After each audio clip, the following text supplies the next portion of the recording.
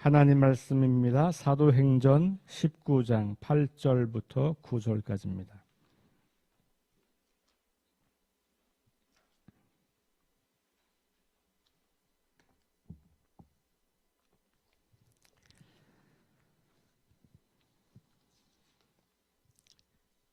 사도행전 19장 8절부터 9절까지 10절까지 말씀을 함께 봉독합니다.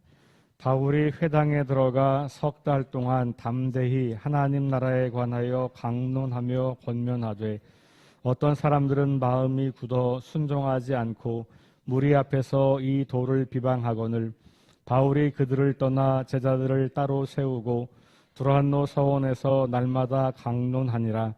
2해 동안 이같이 하니 아시아에 사는 자는 유대인이나 헬라인이나 다 주의 말씀을 듣더라. 아멘. 네, 사도행전 19장은 바울이 에베소에서 전도하는 장면을 우리에게 소개하고 있습니다. 19장 처음부터 보면 고린도에 있을 때, 아볼로는 고린도에서 사역을 하고 있을 때 바울은 윗지방으로 다녀서 에베소에 왔다, 이렇게 이야기하죠. 이 19장이 에베소 사역을 소개하고 있는 거예요. 거기서 첫 번째 했던 이야기가 성령을 받았느냐라는 질문을 하면서 에베소 사람들이 성령, 우리 그런 거 잘 모르겠다, 성령이 계시냐, 뭐 이런 이야기들을 하게 되고, 그러면서 이제 바울이 요한의 세례부터 시작해서 복음을 전하고, 그리고 이제 아주 간략하게 4절에 보면 소개하는 내용은 크게 나와 있지 않지만 흐름으로 보면 회개의 세례를 베푸는 요한의 이야기, 그다음에 그 요한이 예비하신 분이 예수님이라고 하는 것, 그래서 그 예수님이라고 하는 분의 이야기를 이제 들은 거죠. 뒤에 오시는 이를 믿으라, 이렇게 이제 말을 했고, 그 뒤에 오시는 분이 예수다라는 얘기를 한 거죠. 그리고 그들이 듣고 세례를 받았다. 근데 여기 4절과 5절 사이에는 아주 긴 무엇인가가 있는 거예요. 그냥 세례 요한이 말한 그분이 예수님이야, 요 마디 했다고 믿었다는 게 아니고, 여기 사이에 이제 예수님에 대한 이야기를 한 거죠. 이 기록상 그 내용을 생략하고 있는 거고요. 어쨌든 그래서 그들이 세례를 받게 되고 그들에게 성령이 임했다라는 것이 이제 6절까지 7절까지 이야기죠. 거기 한 12명 정도가 모여 있었다. 자, 그리고 나서 이제 바울이 그 에베소 사역을 시작하고 나서 3개월 정도 매 주마다 회당에 들어가서 가르친 거예요. 근데 회당에서 뭘 가르쳤냐? 여기도 요약이죠. 하나님 나라에 대해서 가르쳤다. 담대히 하나님 나라에 관하여 강론하며 권면했다. 하나님 나라가 어떤 것인지 잘 풀어서 3개월 동안이나 말씀을 잘 전한 거예요. 그런데 9절에 보니까 어떤 사람들은 마음이 굳어져서 순종하지 않았다. 3개월 동안 말씀을 듣고 있지만 순종하지 않는다. 여기 굳어라고 하는 표현이 있잖아요. 이게 4가지 밭에 그 길가밭처럼 마음이 굳어지는. 그러니까 마음이 부드러워야 복음이 들어가는데 마음이 딱딱하게 굳어 있어요. 그래서 순종하지 않고 오히려 하나님 나라의 가르침을 비방하는 사람들이 생긴 거예요. 그러니까 우리가 복음을 전할 때 전하는 대로 다 사람들이 받아들이는 게 아니에요. 어떤 사람들은 거절하기도 하고요, 심지어는 이렇게 비방하기도 하고 적극적으로 반대하기도 하고 그런 일들이 있는 거예요. 자, 그러자 바울이 여기 에베소에 대한 특별한 애정이 있었던 것 같아요. 그러니까 다른 데로 가지 않고 그러면 내가 성경을 전문적으로 가르치는 일종의 학교 같은 걸 세우는 거예요. 그게 이제 그 뒤에 9절 후반부에 나오면 바울이 그들을 떠나 제자들을 따로 세우고 두란노 서원에서 날마다 강론하니라, 이렇게 나와 있죠. 그러니까 회당에서 복음을 전했는데 회당은 누가 오는 거예요? 유대인이 오는 거잖아요. 유대인들이 그 말씀을 듣고 계속 거절하는 거예요. 그러니까 따로 제자들을 세웠어요. 그 제자들은 어디서 왔을까요? 바로 그 앞에 7절까지 나왔던 초기에, 에베소 초기에, 사역 초기에 그 12명 정도가 모였을 때 성령이 임했다. 그 장면을 우리가 앞에서 읽었잖아요. 그러니까 그때에 아마 생겨난 제자들이 몇 명 있었던 것 같고, 그렇게 해서 그들과 함께 이제 두란노 서원에서 날마다 강론하니라. 회당은 일주일에 한 번만 가면 되는 거죠. 근데 이제 이 학교를 세우고 매일같이 말씀을 전했다는 거예요. 자, 그게 얼마 동안이냐? 2년. 그러니까 바울의 사역 가운데 가장 오래 머물렀던 사역지가 에베소예요. 그러니까 2년 3개월, 여기 있는 시간만 봐도 2년 3개월이잖아요. 2년 3개월 동안, 특별히 2년 동안 이 두란노라고 하는 이 서원이라고 되어 있습니다만, 이때 이 서원이라고 하는 것은 말씀을 공부하고 가르치는 곳이죠. 서점이 아니고. 자, 그러니까 뭐라고 나와 있냐면 그 결과가 아시아에 사는 자는 유대인이나 헬라인이나 다 주의 말씀을 듣더라 그랬어요. 유대인도 들었고 헬라인도 들었고, 회당에서는 유대인만 들었겠죠. 그런데 이제 두란노에서 이렇게 학교를 세워서 매일같이 말씀을 가르치는 사역을 통해서 유대인만이 아니라 이방인들에게도 복음이 들려지게 되었다. 이렇게 기록하고 있는 겁니다. 오늘 묵상집의 제목을 보면 영성과 지성을 갖춘 전도자라고 하는 표현을 제목을 붙였어요. 그리고 신학교 교육의 이런 이야기를 하고 있죠. 어제 우리가 말씀에서 하디 선교사님이 이제 협성 신학교 성경 초기 성경 학교라고 했죠. 그곳에서 학생들을 가르치기 시작했다. 이런 이야기가 나왔어요. 그래서 하디 선교사님이 신학교 출신이 아니고 그렇지만 그분의 영적 지도력이 그를 교수 사역을 하도록 이끌었다. 이런 이야기를 했고, 그 협성신학교에 이제 와서 그가 학교 건물을 세우는 일을 하게 되고, 그리고 신학교 교수를 전임으로, 그러니까 이 당시만 해도 목회도 하면서 신학교 교수를 한 거예요. 그러니까 전임으로 교수 역할을 하게 되고, 그 당시 교장이었던 존스 선교사님이 미국에 갔을 때 이제 학장의 역할을 맡아서 수행하면서 결국은 우리 이 감리교 신학교육에 아주 큰 공헌을 세우게 되는 그런 이야기들을 하고 있어요. 그러면서 감리교회 협성신학교라고 하는 이제 이름을 바꾼 거예요. 성경학교에서 신학교로. 그리고 나서 그 교육 이념을 새롭게 했는데 81페이지 하단에 보면 그게 나와 있어요. 뭐라고 되어 있냐면 모든 학생으로 하여금 그리스도 및 성령과 인격적인 관계를 맺어. 자, 첫 번째가 뭐냐면 영적 지도자들은 하나님과 성령님과 인격적 관계를 맺는다는 거예요. 이게 출발점이죠. 모든 우리 기독교 신앙의 출발은 하나님과의 인격적 만남으로부터 시작하는 거거든요. 그것을 맺게 하고 활력 있는 그리스도인의 영적 생활을 하면서 영적 생활, 그러니까 하나님과 관계를 맺기 시작했다. 이거 우리가 전통적으로 썼던 말은 거듭남, 구원 뭐 이런 거란 말이에요. 그게 종결이 아니라 활력 있는 그리스도의 영적 생활을 계속해서 하는 거예요. 그러니까 영적 성장을 향해서 계속해서 움직이고 공부하고 삶에서 믿음을 실천하는 거죠. 자, 여기까지는 영적인 리더십을 말하는 거예요. 하나님과의 관계, 성령님과의 관계, 그리고 능력 있는 영적 생활. 이제 영적인 어떤 상황이라면 뒤에 나오는 그 다음부터 철저하고도 정확한 학문 연구를 추구해요. 이거는 지성이에요. 지성. 그죠? 우리 이성을 활용해서 질문하고 답하고 탐구하고 끊임없이 또 생각해보고 이런 과정들을 거치는 거죠. 자, 그래서 현장 전도에 적합한 높은 수준의 설교 실력을 갖춘 전도자가 되도록 이끈다. 이때 아주 초기였기 때문에 아마 이 전도가 굉장히 중요했던 것 같고, 그리고 설교, 결국은 사람들에게 말씀을 전하고 복음을 전하는 것이 이제 목회자들의 역할이다 보니까 결국은 이 내용을 가만히 보면 제목처럼 영성과 지성을 갖춘 전도자를 양성하는 것이 신학교육의 이념이었다라는 것을 보게 되죠.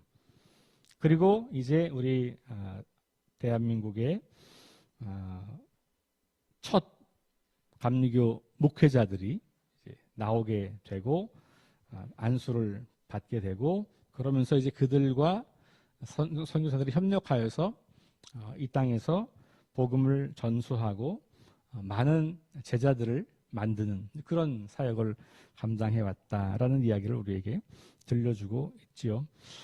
이것은 단순하게 목회자들에게만 해당되는 게 아니에요. 우리 모든 그리스도인들이 영성과 지성을 잘 균형을 잡는 것이 굉장히 중요합니다. 너무 한쪽에 치우쳐서, 사실 이 말 자체가 좀 애매하긴 해요. 왜냐하면 영성에는 지성이 빠져 있는 건 아니거든요. 근데 워낙에 영성 그러면 약간 이 이성적 생각은 빼고 뭔가 하나님과의 어떤 신비한 이런 것을 생각하다 보니까 영성과 지성이라는 말을 붙인 거지, 엄밀히 말하면 건강한 영성에는 지성이 포함되어 있어요. 생각하고 판단하고 결정하고 거기에 대해서 책임지고. 왜냐하면 하나님께서 우리에게 자유의지를 주셨잖아요. 생각할 수 있는 이성의 능력을 주셨잖아요. 그걸 활용하라는 거예요. 만약에 하나님께서 너는 생각하지 마, 내가 말하는 대로 그냥 따라하기만 해, 그럼 뭐하러 우리한테 생각할 수 있는 능력을 주셨겠어요? 그런 거 안 주셨을 거라고요. 우리가 믿는 하나님은 인격적인 하나님이고, 인격이라고 하는 것은 생각하고 스스로 결정할 수 있는 힘과 능력이 있다는 말이거든요. 그리고 그것에 대해서 내가 책임을 지는 것이죠. 그러니까 심판도 있는 거예요. 왜냐하면 사람이 자기 마음대로 판단해서 결정하기 때문에 그것에 대한 평가가 반드시 따라오는 거거든요. 그러니까 자유롭게 선택할 수 있지만 거기에 대한 책임을 지는 존재, 이것이 인격적 존재란 말이죠. 그러니까 이것은 목회자들에게만 해당되는 문제가 아니고 모든 그리스도인들에게 해당되는 문제다.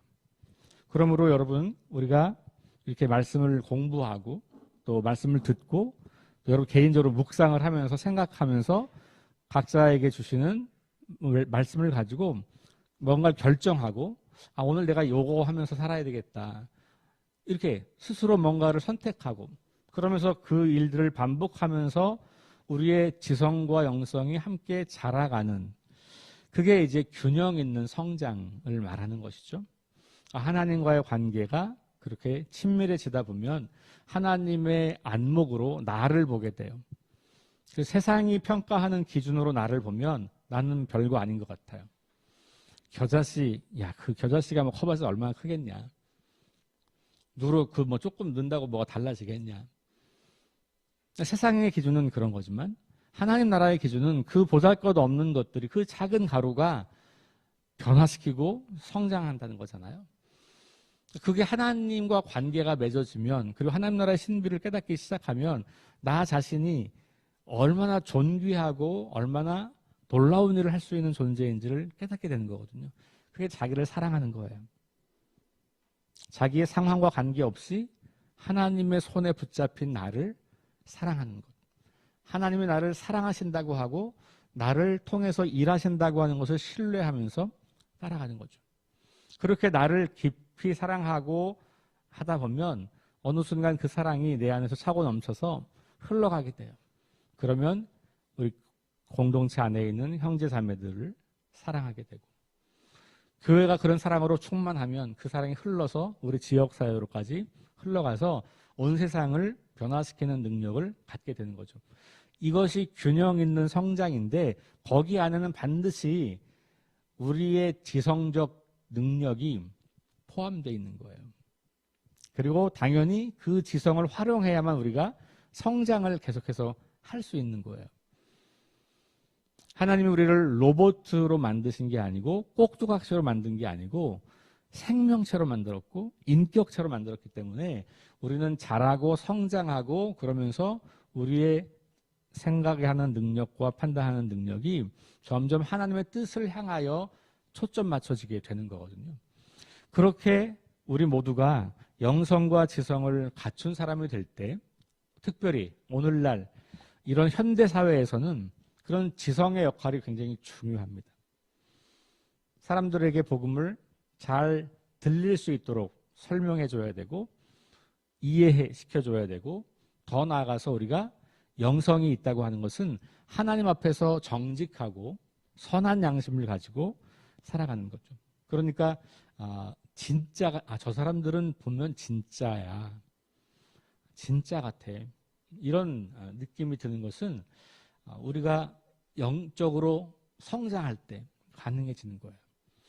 이와 같은 일이 바울도 성경을 가르치면서 사람들에게 지성과 영성을 겸비하는 균형 있는 성장을 도운 것이고, 하디 목사님이 신학교를 하시면서 그 교육 이념 안에 그렇게 영성과 지성을 겸비한 전도자를 양육했던 것이고, 오늘날도 우리는 그 전통을 이어받아서 교회 안에서도 계속해서 생각하고 고민하고 질문하고 토론하고, 그러면서 우리가 우리의 영성과 지성을 함께 균형 있게 키워나가서 사람들에게 하나님 나라 복음을 잘 전할 수 있는 그런 능력을 갖추게 되는 것, 이것이 모든 그리스도인들에게 주어진 영적 성장, 그리고 이 땅을 살아가면서 우리와 함께 우리를 통해서 일하실 하나님의 그 구원의 계획에 동참하게 되는 사람들이 된다는 것이죠. 우리 석교교회 사랑하는 공동체 가족 여러분들이 이와 같이 영성과 지성을 잘 균형 있게 갖추어서 이 시대에 하나님 나라 복음을 잘 증거하고 전하는 귀한 사명 감당할 수 있게 되기를 주의 이름으로 축원합니다. 기도하겠습니다. 하나님 감사합니다. 영성과 지성을 갖춘 전도자를 양성하려고 했던 우리 초기 한국 감리교회의 신학교 교육 이념을 보았습니다. 바울이 에베소에서 회당에서 하나님 나라를 전했다가 거절당하고 비방을 당하자 두란노 서원을 세워서 매일같이 하나님 나라 복음을 전하면서 2년이라고 하는 긴 시간을 사역했던 것을 봅니다. 그 결과로 그 땅에 하나님 나라 복음으로 무장되고 영성과 지성을 갖춘 사람들이 생겨나고, 그들을 통해서 그 아시아 지역의 복음이 확장되는 선교 역사를 성경을 통해서 확인합니다. 그 전통이 오늘 우리에게도 여전히 필요하고, 또 우리가 그 길을 함께 걷고 있음을 우리가 기억합니다. 영성과 지성이 잘 조화롭게 균형되어서 건강하게 하나님 나라 복음을 전하는 그리스도인들이 우리 석교교회에 계속해서 많아지도록 도와주시고, 한 사람 한 사람의 영적 성장이 오늘 이 시대에 사람들에게 복음을 전할 수 있는 능력을 갖추는 자로 세워지는 귀한 일들이 될 수 있도록 인도하여 주옵소서. 그리하여 오늘 이 시대에도 하나님 나라 복음이 필요한 사람들에게 그 복음을 잘 전달하고 전수하고 가르쳐서 그것을 지키게 하는 제자의 삶을 잘 살아가도록 인도해 주옵소서. 감사드리며 예수님 이름으로 기도합니다. 아멘. 우리 함께 기도하겠습니다.